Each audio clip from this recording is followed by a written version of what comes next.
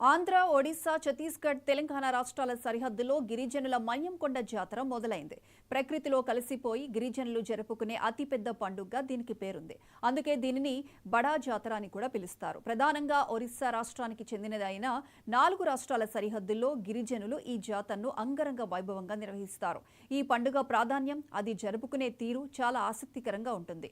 అల్లూరి సీతారామరాజు జిల్లా చింతూరు డివిజన్ నుంచి అందిస్తున్న కథనం చూద్దాం.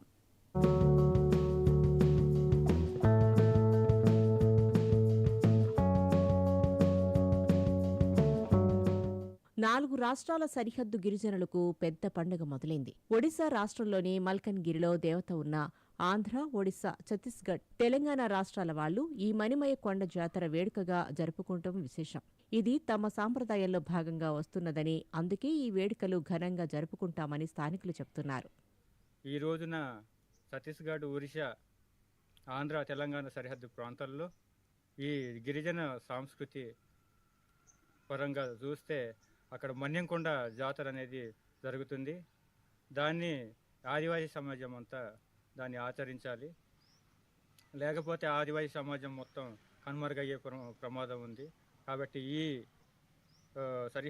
సరిహద్దు ప్రాంతాల్లో, ఆదివాసీ సరిహద్దు ప్రాంతాల్లో జరిగేటటువంటి ఈ మన్యంకొండ జాతరని ఆదివాసులంతా వచ్చేసి విజయవంతం చేయాల్సిందిగా కోరుతున్నాం.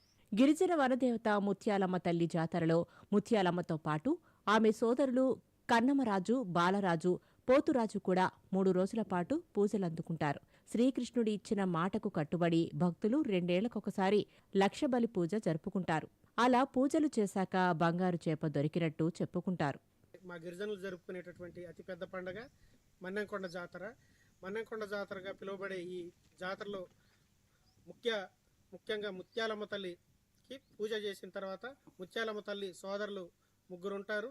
ఆ 3 సోదరులను కూడా ఈ జాతరలో లీనమై వాళ్ళను కూడా భక్తి శ్రద్ధలతో పూజించడం జరుగుతూ ఉంది.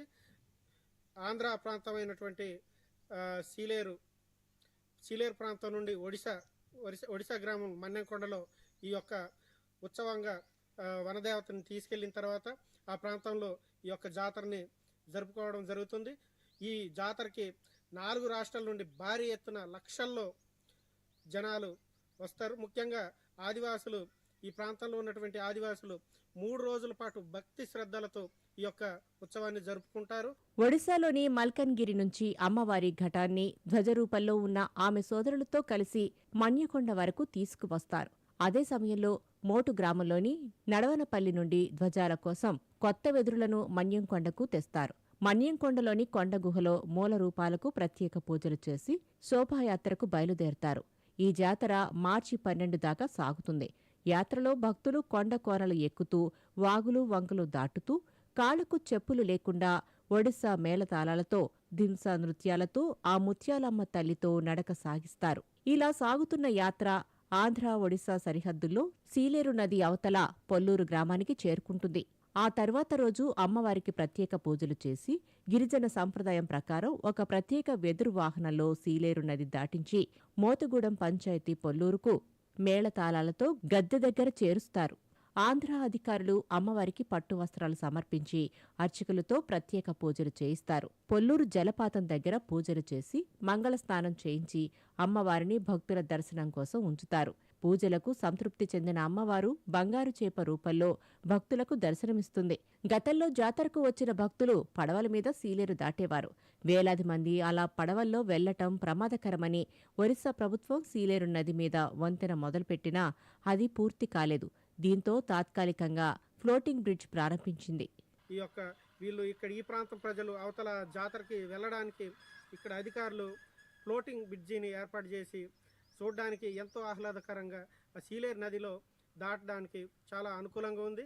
ఇవన్నీ అధికారులు ఎంతో కట్టుదిట్టమైన భద్రతలు, అదేవిధంగా భక్తులకి ఎలాంటి అసౌకర్యాలు కలగకుండా ఎక్కడికక్కడ అన్ని రకాలుగా ఏర్పాట్లు చేశారు. చాలా బాగా జరిగిద్ది ఈ జాతర. ఈ ప్రాంతంలో ఈ ఒరిస్సా ప్రాంతంలో ఉన్నటువంటి ప్రజలు వాళ్ళ భాషలో బడా జాతర అంటారు. ఇక్కడ మా ప్రాంతంలో అతిపెద్ద జాతర అంటారు. మన్నెంకొండ అనేది అసలు ఈ జాతరకే ఈ ప్రాంతంలో పేరు తెచ్చినటువంటి ఈ జాతర. ఇంత పెద్ద ఎత్తున భక్తులు గుమిగూడే జాతర కావటంతో పోలీసులు దాదాపు 500 మందితో భారీ బందోబస్తు ఏర్పాటు చేసి ఎలాంటి అవాంఛనీయ ఘటనలు జరగకుండా జాగ్రత్తలు తీసుకుంటున్నారు.